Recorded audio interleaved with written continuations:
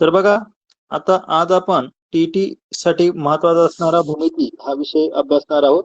या भूमितीमध्ये काही गोष्टी असतात, जसं तुम्ही एखादा पॉइंट ठेवला तर याला जसं तुम्ही पॉइंट म्हणतात, बरोबर आहे की नाही? हा जर पॉइंट आहे एका ठिकाणी असणारा, तर यावरून आपले काही गोष्टी असतात. जसं प्रतल मध्ये काय असतो, हा एक बिंदूंचा समूह असतो. प्रतल हे अमर्यादित असते आणि प्रतल दाखवण्यासाठी प्रतलातील कोणत्याही तीन नैक रेषीय बिंदूंचा उपयोग केला जातो. त्यानंतर काही गृहीतके असतात, जी विधाने वैश्विक सत्य असतात आणि ज्यांची सिद्धता देण्यात येत नाही, अशा विधानांना गृहीतके म्हणतात. काही गृहीतके बघा, दिलेल्या एका बिंदूतून असंख्य रेषा काढता येतात. एक जर बिंदू दिला असेल तर या एका बिंदूतून काय असतात, असंख्य रेषा काढता येतात. अशा किती रेषा काढू शकता तुम्ही एका बिंदूमधून, बरोबर? त्यानंतर बघा, दोन भिन्न बिंदू एक आणि एकाच रेषा निश्चय करीत असतात. म्हणजे कुठलेही तुम्ही जर असे दोन बिंदू काढले तर त्यातून फक्त एकच रेषा काढता येते. त्यानंतर बघा, दोन भिन्न रेषा एकमेकीस एक आणि एकाच बिंदूमध्ये छेदत असतात. जर दोन वेगवेगळ्या रेषा असतील, तुम्ही अशा कुठल्याही रेषा घ्या दोन, तर त्या फक्त एकाच बिंदूत एकमेकांना छेदू शकतात. त्यापेक्षा जास्त बिंदू छेदता येत नाही. त्यानंतर बघा, तीन नैक रेषीय बिंदू एक आणि एकच प्रतल निश्चित करत असतात. जर दोन बघा, एक प्रतल म्हणजे कसं, तीन नैक रेषीय बिंदू घेतले, असे कुठलेही रेषेवर नसणारे बिंदू घेतले तर त्यातून एक आणि एकच प्रतल निश्चित होते. हे असं बंदिस्त आकृती एकच तयार होते. त्यानंतर बघा, रेषावतीच्या बाहेरील एक बिंदू एक आणि एकच प्रतल निश्चित करत असतो. जसं तुम्हाला मी आता दाखवितलं, समजा ही रेषा आहे आणि त्याच्या बाहेर असा कुठलाही बिंदू काढला तर त्या बिंदूतून एक आणि एकच प्रतल निश्चित होते, जो अशा प्रकारे. हा, त्यानंतर बघा, परस्परांना छेदणाऱ्या दोन रेषा एक आणि एकच प्रतल निश्चित करतात. जर दिलेली रेषा प्रतलात समाविष्ट नसेल परंतु प्रतलाला छेदत असेल तर त्याचा छेद हा एक आणि एकच बिंदू असतो. ही काही गृहीतके आहेत ज्यांना आपण सत्य मानतो, कारण याच्यावर आधारित प्रश्न टीईटीला विचारलेले आहेत काही. एक संपाती रेषा काय आहे तर ती समजून घ्या. जर तीन किंवा तीनापेक्षा अधिक रेषा एकाच बिंदूतून जात असतील तर त्या रेषांना एक संपाती रेषा म्हणतात. म्हणजे जर तुम्ही असे कुठलेही तीन बिंदू काढले आणि त्यांना छेदून जर एखादी रेषा जात असेल अशा प्रकारे, तर समजून घ्या की मी अंदाजे काढतोय हाताने, तर अशा प्रकारे असणारी जी काही रेषा आहे, या रेषांना इथे जर तुम्ही तीन बिंदूतून ही रेषा जात असेल तर त्यांना एक संपाती बिंदू म्हटलं जातं.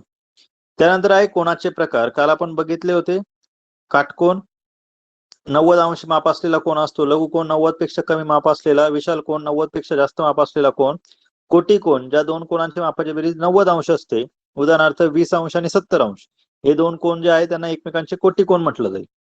त्यानंतर आहे पूरक कोन. दोन कोनांची बेरीज जर 180° असेल तर त्याला पूरक कोन म्हटलं जातं. जसं 50° आणि 130°, या दोघांच्या मापाची बेरीज करा ती 180° होईल. त्यानंतर बघा, कुठलाही त्रिकोण असेल तर त्याच्या कोनांची बेरीज 180 होते. चौकोन असेल 360, वर्तुळ असेल तर त्याची सुद्धा 360° होत असते. त्यानंतर बघा, आता कोनांच्या जोड्या, कोटी कोनाच्या जोड्या काय असतात, ज्या दोन कोनांच्या मापाची बेरीज 90° असते त्यांना परस्परांचे कोटीकोन म्हणतात. हे कोन लगतचे कोन असतात असे नाही, परंतु त्यांची बेरीज 90 असणे आवश्यक असते. काटकोन त्रिकोणात काटकोनाखेरीज उरलेले दोन कोन परस्परांचे कोटीकोन असतात. बघा, म्हणजे जर तुम्ही असा एक जर त्रिकोण काढला, काटकोन त्रिकोण काढला, तर त्याच्यामध्ये हा आणि हा जो काही कोन तयार होतो यांना कोटीकोन म्हटलं जातं. कारण का, त्या दोघांची बेरीज जर केली तर ती 90° भरते. कारण काय, त्रिकोणाच्या तिन्ही कोनाच्या मापाची बेरीज 90 असते. लक्षात ठेवा, कोटीकोन ओळखण्याचं एकदम सोपं.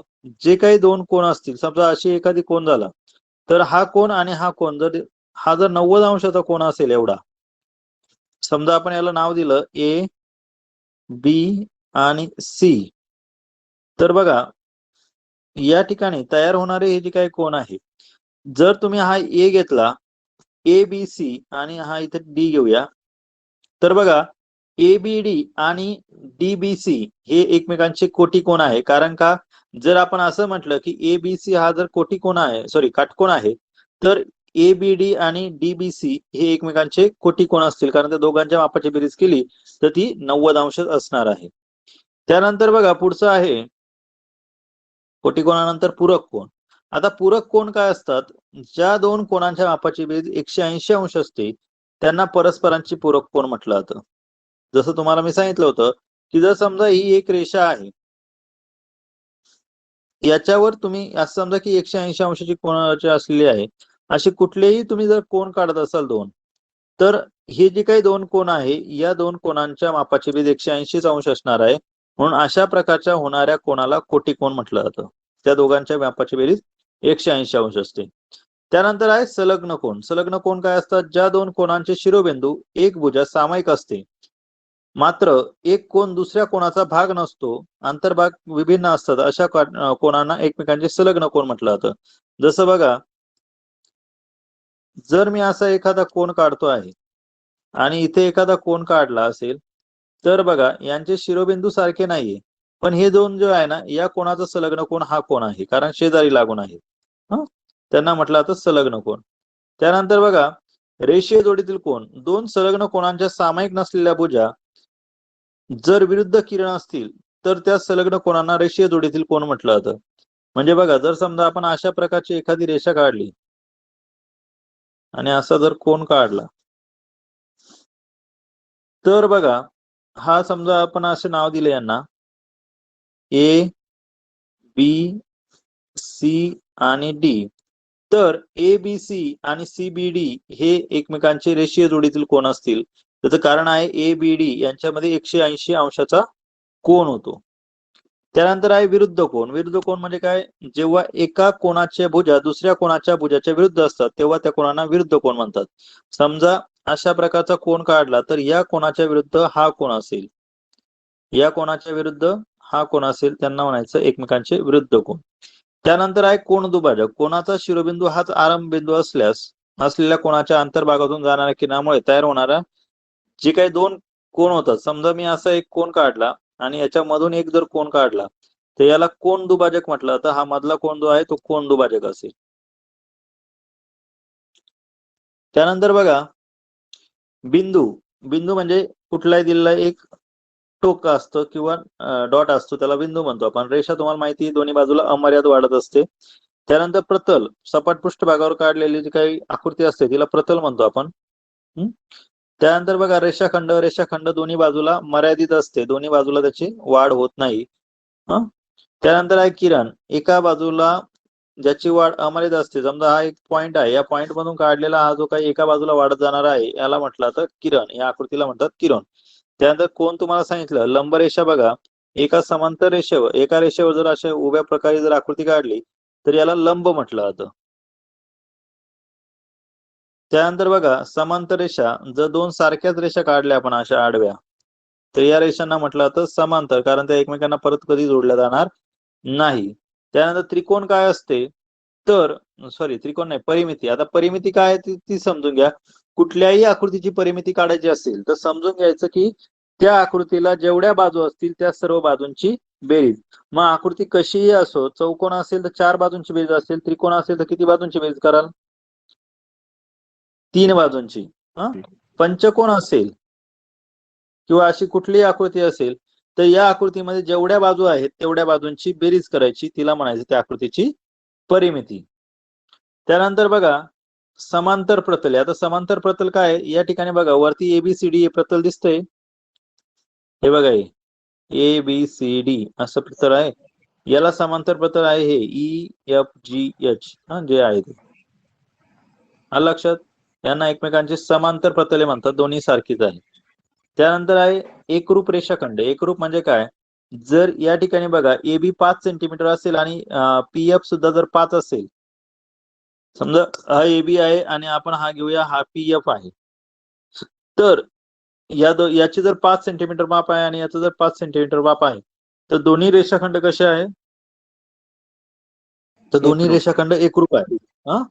कारण ज्या दोन रेषाखंडाची लांबी समान असते त्यांना एकरूप रेषाखंड म्हटलं जातं. त्यानंतर बघा, एकरूप आकृती. एकरूप आकृती म्हणजे काय? एकमेकांशी तंतोतंत जुळणाऱ्या दोन आकृत्यांना एकरूप आकृत्या म्हटलं जातं. त्यानंतर एकरूप त्रिकोण. एकरूप त्रिकोण म्हणजे काय? परस्परांशी तंतोतंत जुळणाऱ्या दोन त्रिकोणांना एकरूप त्रिकोण म्हटलं जातं. जसं इथे बघा, समजा असं समजा की एबीसी हा त्रिकोण आहे आणि हा पीक्यू आर त्रिकोण आहे. हे जर दोन्ही सारखे असतील तर त्यांना म्हणायचं एकरूप त्रिकोण. एकरूप दाखवण्यासाठी आपण हे बघा, हे चिन्ह वापरतो. काय करतो त्याच्यामध्ये असं बरोबरचं चिन्ह असतं आणि त्याच्यावरती असा उलटा यस काढतो, याला म्हटलं जातं एकरूप. त्यानंतर बघा पुढे आहे एकरूप कोन. एकरूप कोन म्हणजे काय, जर हा 90 अंशाचा हा 30 अंशाचा आहे, हा 30 अंशाचा आहे, तर अशा प्रकारे तयार होणारे जे काही दोन कोन आहेत त्या कोनांना म्हटलं जातं एकरूप कोन. हे बघा हा 30 तर हा पण 30, म्हणजे हे एकरूप कोन आहे. त्यानंतर एकरूप कोणानंतर एकरूप त्रिकोण. एकरूप त्रिकोण काय असतात की ज्या दोन त्रिकोण सारखेच असतात, त्यांचे प्रत्येक कोन आणि प्रत्येक बाजू सारखीच असतील, तर म्हटलं जातं एकरूप त्रिकोण. त्यानंतर आहे त्रिकोण म्हणजे काय, तर तीन न्यायिक रेषीय बिंदू जोडून तयार होणाऱ्या बंदिस्त आकृतीला आपण त्रिकोण म्हणत असतो. त्यानंतर वर्तुळ काय आहे, तर दिलेल्या एका बिंदूपासून समान अंतरावर असणारी त्याच प्रतलातील सर्व बिंदू मिळून तयार होणाऱ्या आकृतीला वर्तुळ म्हटलं जातं. किंवा ह्या एका पॉइंट पासून असा गोल भागात काढलेला जो काही सर्कल असेल त्याला वर्तुळ म्हणायचं. आलं लक्षात? त्यानंतर बघा आयत. आयताला किती बाजू असतात? आयताला बघा दोन बाजू समोरासमोरच्या दोन बाजू सारख्या असतात. समोरासमोरच्या दोन बाजू सारख्याच असतात. त्यानंतर बघा पुढचा,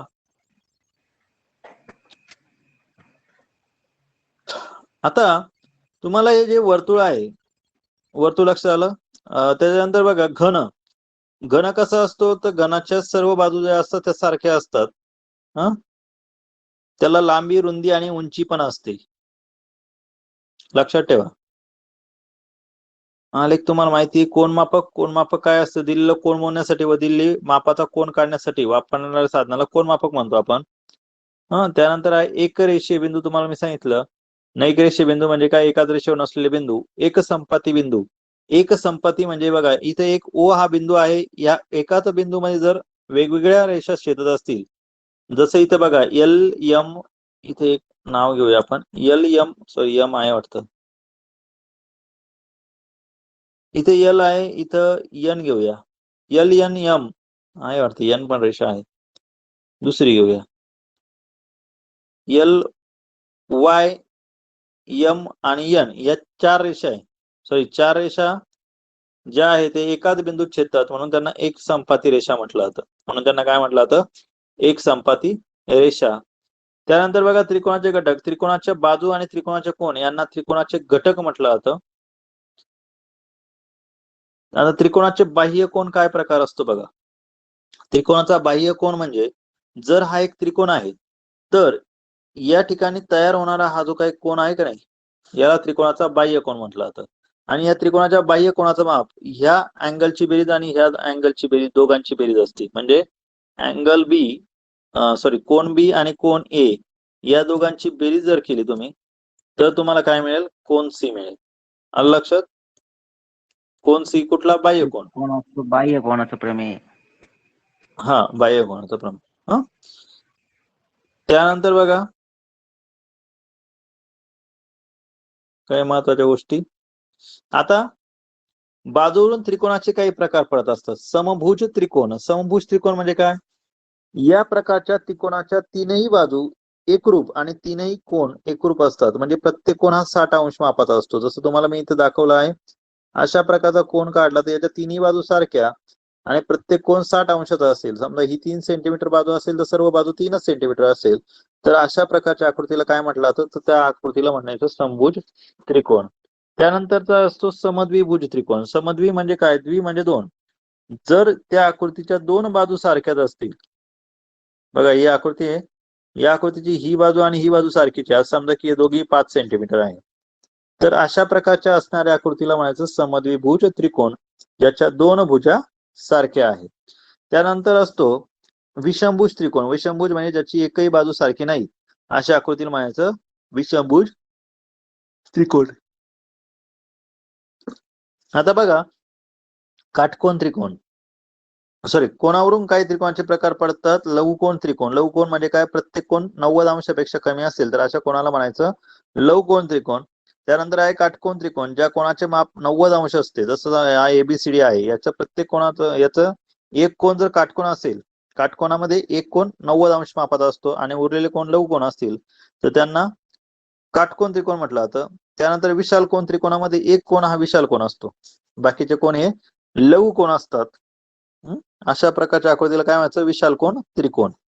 त्यानंतर बघा, आता त्रिकोणाचे काही गुणधर्म आहेत. त्रिकोणाच्या कोणत्याही दोन बाजूंचे मध्यबिंदू जोडणाऱ्या रेषाखंड तिसऱ्या बाजूला समांतर असून तिच्या निम्म्या लांबीचा असतो. बघा, जसं इथे ए बी पी आणि ए क्यू सी अशा जर दिल्या असतील तर बघा, पी क्यू बरोबर बीसी च्या अर्धी करायची. ती काय करायची?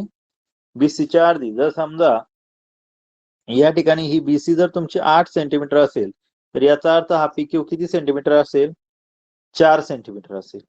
येते लक्षात? काय? त्रिकोणाच्या कोणत्याही दोन बाजूंचे मध्यबिंदू जोडणाऱ्या रेषाखंडाला तिसऱ्या बाजूला जर समांतर असेल तर तो तिच्या निम्म्याच लांबीचा असतो. म्हणजे जर हा बीसी आहे आणि या पी क्यू हे जर दोन मध्यबिंदू या रेषाखंडाने जोडले तर काय असेल? जर समजा ही 8 असेल तर ही पी क्यू किती येणार? 4 सेंटीमीटर येईल. ओके. त्यानंतर बघा, त्रिकोणाच्या एका बाजूच्या मध्यबिंदूतून जाणाऱ्या व दुसऱ्या बाजूला समांतर असणाऱ्या रेषा तिसऱ्या बाजूला दुभागते.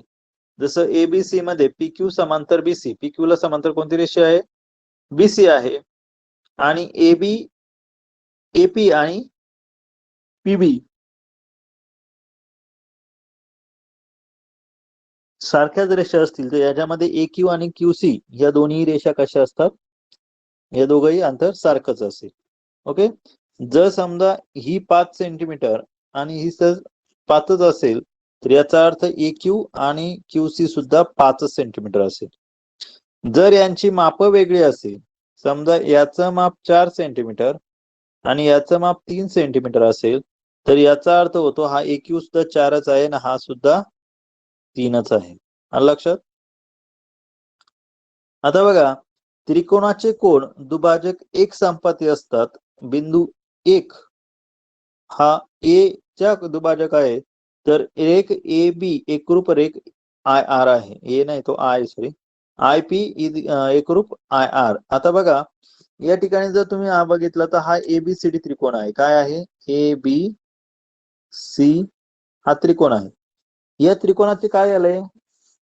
कोण दुभाजक काढले. कोण दुभाजक कुठे? या मधल्या बिंदूवर छेदले. बघा बरं का, हा जो काही मधला बिंदू आहे का नाही, हे कोण दुभाजक, याला एक संपाती बिंदू म्हटलं जातं. म्हणजे प्रत्येक ए चा मधून निघणारा कोन दुभाजक, बी मधून निघणारा कोन दुभाजक आणि सी मधून निघणारे कोन दुभाजक हे या बिंदूमध्ये छेदतात. त्यांना एक संपाती बिंदू म्हटलं जातं. त्यानंतर बघा, कोणाच्या भुजांपासून समदूर असलेल्या कोणाच्या प्रतलातील बिंदू पद हा कोणाचा दुभाजक असतो. जसं बघा, ए बी एकरूप एसी असेल तर याच्यामध्ये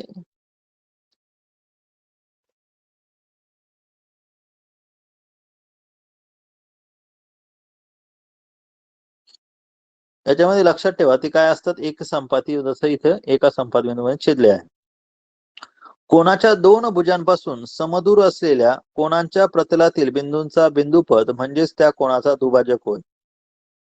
उदाहरण बघा, रेख ए बी एकरूप रेख सी एसी असेल. बघा, या ठिकाणी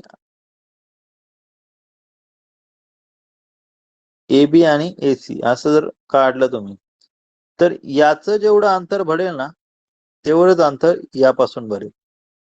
लक्षात ठेवा, जर हे 5 सेंटीमीटर असेल तर हे सुद्धा 5च भरणार. कारण काय? कारण तो लंब दुभाजक आहे, सॉरी, कोन दुभाजक आहे. त्यानंतर बघा, कोणाच्या भुजांपासून समदूर असलेल्या कोणत्याही बिंदू त्या कोणाच्या दुभाजकावर असतो. किरण क्यू ए आणि लंब कोन पी क्यू या हा आर चा दुभाजक आहे. बघा, हा जसं तुम्हाला सांगितलं ए बिंदू तो काय आहे? आर चा सुद्धा दुभाजक आहे. जर त्रिकोणाच्या दोन बाजू एकरूप नसतील तर त्यापैकी मोठ्या बाजूसमोरील कोन हा लहान बाजूसमोरील कोनापेक्षा मोठा असतो. जसं बघा, या ठिकाणी एबीसी मध्ये कोन एबीसी आणि कोन ACB, cone A B C आणि पुढचा काय? कोन एसीबी हा एसीबी असा जर कोन घेतले दोन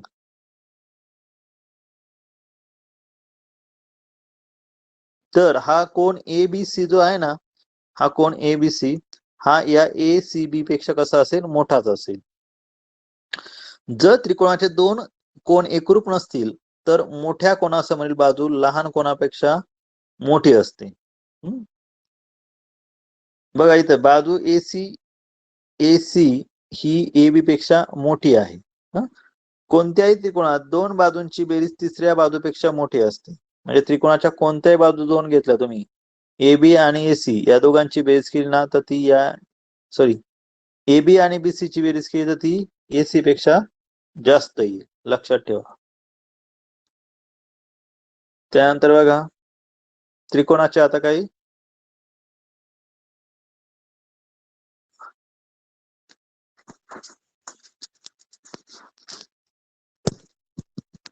भाग समजून घ्या.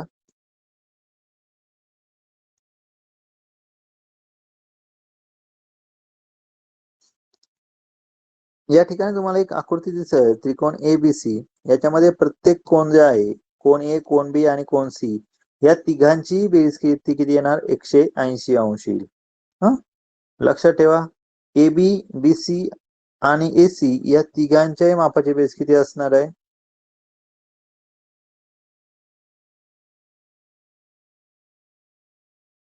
किती असेल? 180 येईल सर कोणाची बेरीज. कोणाची बेरीज 180, बाजूंची बेरीज आपण सांगू शकत नाही, बाजू किती मोठी राहू शकते. त्रिकोणाचा बाह्य कोन तुम्हाला मी आताच सांगितलं होतं काय आहे बाह्य कोन. त्यानंतर बघा लघुकोन पण तुम्हाला सांगितलं आहे, काटकोन त्रिकोण पण झाला आहे, विषारकोन त्रिकोण पण झाला आहे. त्याच्यानंतर आहे समभुज त्रिकोण. समभुज म्हणजे सर्व भुजासारखे असणार त्रिकोण. या ठिकाणी बघा ही भुजा आणि ही भुजा, या एक जर 3 सेंटीमीटर असेल तर ह्या सुद्धा कशा असतील, 3च सेंटीमीटर असेल. हा लक्षात. त्यानंतर आहे समद्विभुज त्रिकोण. समद्विभुज म्हणजे काय, ज्याच्यात दोन भुजा समान असतील अशा आकृतीला म्हणायचं समद्विभुज. समजा ही भुजा आणि ही भुजा जर सारखी आहे तर अशा प्रकारच्या आकृतीला काय म्हणणार तुम्ही, समद्विभुज त्रिकोण.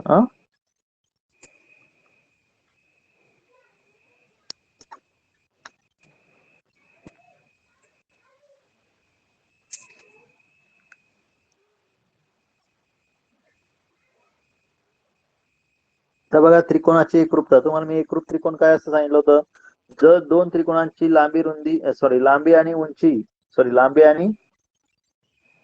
बाजू आणि कोण जर सारख्याच मापाचे असतील तर त्या कोणाला आपण त्रिकोणाला काय म्हणतो, एकरूप त्रिकोण म्हणत असतो. बरोबर. आता या एकरूपता काय असतात, काही कसोट्या पण आहेत त्रिकोणाच्या एकरूपतेच्या, काही कसोट्या आहे. जसं बा कसोटी, म्हणजे जर बाजू एकरूप असतील तर त्या याचा अर्थ होतो बा म्हणजे काय, सर्व बाजू सारख्याच आहे.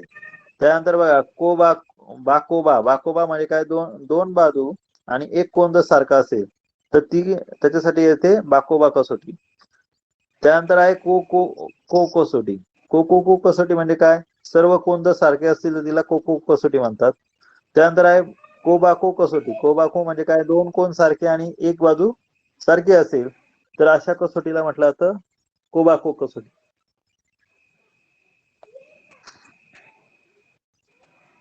त्यानंतर बघा बाबा लक्षात आली, सर्व बाजू सारख्या. बाकोबा दोन बाजू एक कोन सारखा. त्यानंतर संगत बाजू म्हणजे एकरूपता. संगत बाजू म्हणजे काय, जसं इथे बघा ABC दिलाय आणि PRO दिलाय, तर इथे ABC हा 90 अंशाचा तर POR सुद्धा 90 अंशाचा असेल. आलं लक्षात. कारण काय, समरूप त्रिकोणाच्या संगत बाजू या कशा असतात, प्रमाणात असतात. कशा असतात, प्रमाणात.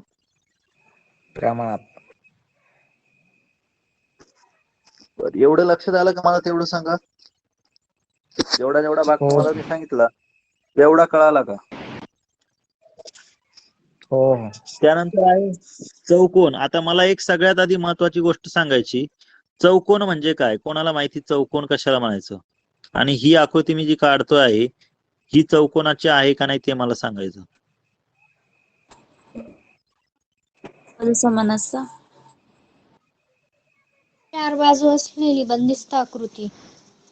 बरोबर, ज्या आकृतीला चार बाजू असतात. मग मॅडम ही जी आकृती आहे ही आकृती चौकोन आहे का? तुमच्या समोर कोणती? असलेली नाही या जो क्रॉस सर मी निघाला, बंदिस्त आकृती म्हटले, 4 बाजू असलेली बंदिस्त आकृती. हा मग मी नाही, तेच ही विचारतोय, म्हणजे बंदिस्त लक्षात नाहीये. येतंय का नाही? हा, मला तेच हो. लक्षात घ्यायचं होतं. बंदिस्त आकृती आपण पाठ ठेवतो, पण नेमकं बंदिस्त हाच शब्द आपल्याला लक्षात येत नाही. हा, म्हणून मी तो कन्फर्म करण्यासाठी तुम्हाला घेतला होता. ठीक आहे आता सर. बघा, ही आकृती चौकोन आहे का? ही आकृती चौकोन आहे का? आहे. नाही. आहे आहे आहे आहे हा, लक्षात ठेवा. ही आकृती पण चौकोन छेद आहे, येतोय त्याचं ना कारण तिला. सांगतो. दाखवून देतो तुम्हाला. मला थोडस आता त्या हातामुळे थोडस जमत नाहीये, तुम्हाला दाखवून देतो.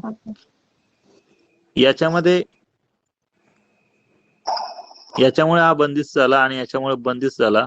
याचेही 4 कोण आहे. हा एक कोण, हा एक कोण, आणि हा एक कोण, आणि हा एक कोण. हा, ही आकृती अशी आहे ऍक्च्युली तुमची. असं समजा की आयत आहे. काय आयत? या आयताला पिळा मारलाय मी.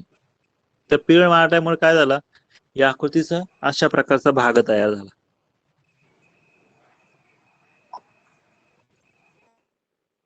तरी पण तो चौरसच असतो, सॉरी चौकोनच असतो. चौकोन वेगळा, चौकोनाचे वेगवेगळे प्रकार आहे. चौकोनाचा पहिला प्रकार आपण बघणार आहोत, आयत. आता हा आयत काय आहे तो आधी समजून घेऊया. आयताचा प्रत्येक कोण हा काय असतो? काटकोन असतो. प्रत्येक कोण कसा असतो? काटकोन. म्हणजे एबीसीडी हा काटकोन आहे. त्यानंतर बघा, एबीसीडी जशी जेवढी एडी असेल तेवढीच बीसी असेल, जेवढी एबी तेवढी डीसी असेल. हा, आयताचे कर्ण एकमेकांना दुभागत असतात. आणि जर तुम्हाला कर्ण काढायचं असेल, आयताचे कर्ण काय करतात? एकमेकांना दुभागतात. त्यानंतर बघा, समांतरभुज चौकोन. आता समांतरभुज चौकोन काय असतो? तर समांतरभुज चौकोन म्हणजे काय?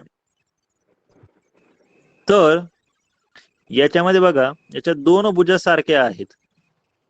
बरोबर आहे का? 2 भुजा कोणत्या? एल एम आणि पी, पी आणि एन. तुम्हाला दिसतंय का? त्या सारख्या आहे. त्यानंतर एल पी आणि एम एन हे दोघेही सारखे आहेत. जे समांतरभुज चौकोन असतो त्याचे जे कर्ण आहे ते परस्परांना दुभागतात. आणि बघा इथं जेवढी लेंथ ओ ए आहे तेवढीच ओ एन पण आहे. म्हणजे ही जी आकृती आहे, या आकृतीत जेवढा तुमचा हा कर्ण आहे या मध्यबिंदू पर्यंत, तेवढाच हा पुढचा पण राहणार.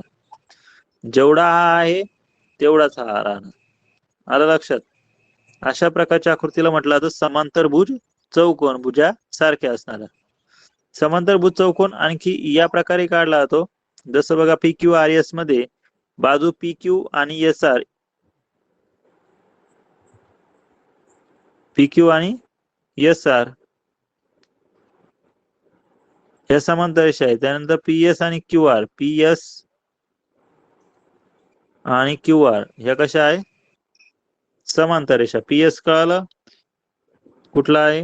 हे बघा, हा पी एस आणि हा क्यू आर या एकमेकांना कशा आहे? समांतर आहे. त्यानंतर बघा चौरस. चौरस म्हणजे काय? चौरसाच्या 4ही बाजू सारख्या असतात. कशा असतात? सारख्या. आणि मधोमध जो कोण होतो त्याला काय म्हणतात? चौरसाचे कर्ण एकमेकांना जे छेदतात ते कुठे छेद असतात? ते इथे काटकोन तयार होत असतो. जसं इथे ओ बिंदू दिलाय बघा.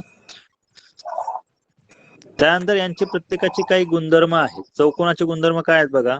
आयताच्या चौकोनाचे प्रकार आणि गुणधर्म. जसं आयत आहे, याच्यामध्ये बघा, आयताच्या समोरासमोरील बाजू समान लांबीच्या असतात. समोरासमोर म्हणजे कोणत्या? तर ही बाजू जर 5 सेंटीमीटर असेल तर ही बाजू सुद्धा 5 सेंटीमीटर असेल. हा, आयताचा प्रत्येक कोण हा काटकोन असतो. बघा इथे काटकोन आहे. लक्षात येतंय का तुम्हाला? हो हो. हो. घाई होत नाही ना? नाही सर, समजतं. नाही सर. घाई झाली तर मला तसं पण सांगत चला. बघा, आयताच्या ओके. समोर बाजू समान लांबीच्या असतात. आयताचे प्रत्येक कोण हा काटकोन असतो. आयताचे सम्मुख भुजा एकरूप असतात आणि आयताचे कर्ण एकमेकांना दुभागत असतात किंवा त्या आयताचे कर्ण परस्परांना दुभागतातच. त्यानंतर आहे समांतरभुज चौकोन. समांतरभुज म्हणजे काय? ज्याच्या काय असतं? समांतरभुज चौकोन, ज्या चौकोनाचे सम्मुख भुजा परस्परांना समांतर असतात अशा चौकोनाला समांतरभुज चौकोन म्हटलं जातं. समभुज चौकोनाच्या तर इथे काय झालंय की बघा, समांतरभुज चौकोन, समांतरभुज चौकोनामध्ये काय आहे की ज्या चौकोनाचे सम्मुख भुजा परस्परांना दुभगत असतात अशा चौकोनाला समांतरभुज चौकोन म्हटलं जातं. समांतरभुज चौकोनाच्या सम्मुख भुजा एकरूप असतात. समांतरभुज चौकोनाचे सम्मुख कोन एकरूप असतात. समांतरभुज चौकोनाचे कर्ण परस्परांना दुभागतात. जसं या ठिकाणी बघा, हे कर्ण आहे, इकडून आला आणि इकडून आला, तर हे दोघे कर्ण काय एकमेकांना छेदतात की नाही? त्यानंतर बघा, हो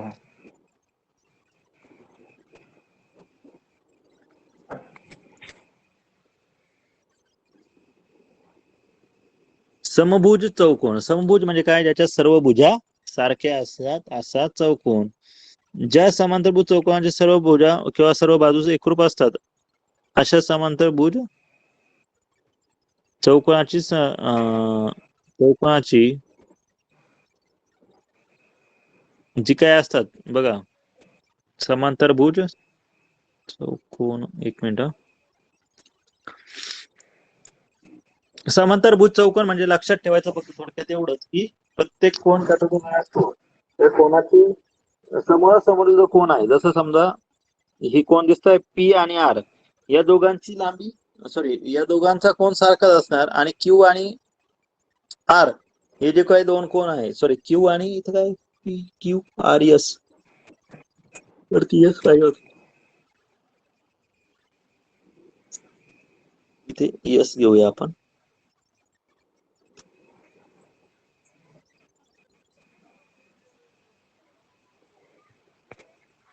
yes, P Q R S. याच्यामध्ये लक्षात ठेवा पी क्यू आर एस यांची सगळ्यांची लांबी तर सारखीच आहे, पण याच्या समोरासमोरचे जे काही कोन आहे जसं क्यू आणि एस, हे दोन कोन कसे असणार? सारखेच असणार. पी आणि आर यांचे दोन कोन सुद्धा कसे असतील? सारखेच असतील. समोरासमोरचे समांतरभुज चौकोनामध्ये. त्यानंतर चौरस जो असतो ना, चौरसाच्या सर्व बाजू सारख्या असतात, प्रत्येक कोण हा काटकोन असतो आणि त्याचे कर्ण जे असतात ना ते काय करत असतात? एकरूप असतात. चौरसाचे दोन्ही कर्ण परस्परांना एकरूप असतात. चौरसाचे कर्ण परस्परांना काटकोनामध्ये छेदत असतात. त्यानंतर बघा पुढचा आहे समलंब चौकोन. समलंब म्हणजे काय? बघा तुम्हाला इथे आकृती दिसते, ज्या चौकोनात सम्मुख बाजूंच्या जोडींपैकी फक्त एक जोडीतील भुजा परस्परांना समांतर असते त्या चौकोनाचे समलंब चौकोन असे मानतात. अलग लक्षात. जसे ही आकृती आहे याच्यामध्ये बघा, ही जी एक आकृती आहे हिचा हा जो बेस आहे ना, हिच्यावर ही एव्ही ही बिल्डिंग उभी आहे.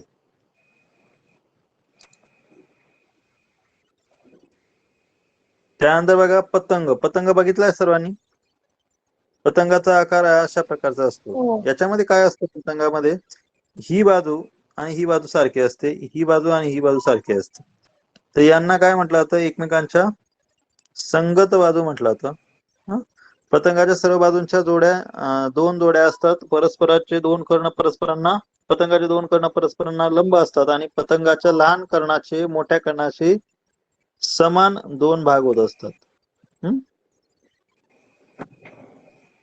येते का लक्षात?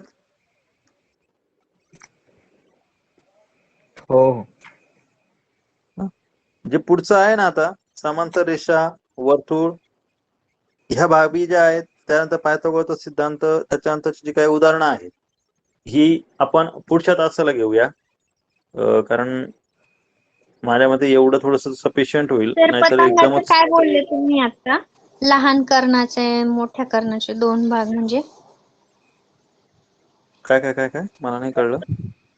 पतंग बद्दल तुम्ही आता लास्टला बोलले, पतंगाच्या हे लहान पतंग जे असतात कर्णाचे. ना, हे बघा लहान कर्ण नाही, हा जो काही भाग दिसतोय का, हा भाग आणि हा भाग, ही बाजू दोन्ही सारखी असते आणि ही बीडी आणि ही दोघी सारखी असते. आणि जे काही चारही बाजू आहे ना, यांची सगळ्यांची बेरीज किती असते? 360. याच्यामध्ये फक्त एक लक्षात ठेवायचं, जर हे दोन कोण बदलत असतील, हे दोन कोण, तर हे दोन समोरासमोरचे जे कोण असतात ना, ते सारख्याच मापाचे असतात. आलं लक्षात? या दोन बदलू शकतात कोण, पण बीडी मात्र बदलणार नाही, तो जसा आहे तसाच राहील. हा, येतंय लक्षात?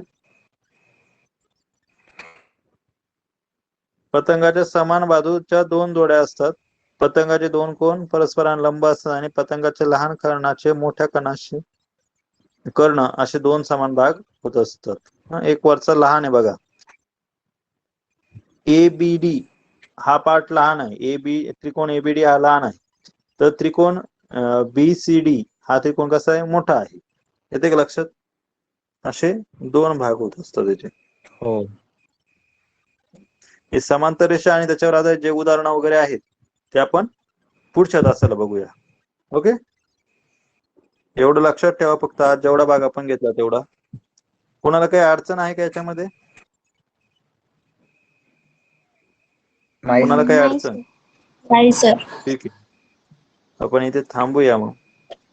सर, हा बोला. माझा नंबर ऍड करा ग्रुपला. माझा जो रेग्युलर व्हॉट्सअप नंबर आहे ना, त्याला प्रॉब्लेम आहे व्हॉट्सअपला, तर मला मला लिंकही व्हॉट्सअप येत करा, नाही आणि नोट्स वगैरे काहीच त्या येत नाही. त्या नंबरवर व्हॉट्सअप करा. हा ठीक मी आहे, मी ऍड करतो. तुम्हाला मेसेज करते आता, ठीक तो आहे, ऍड ओके. करा. हो हो, ठीक.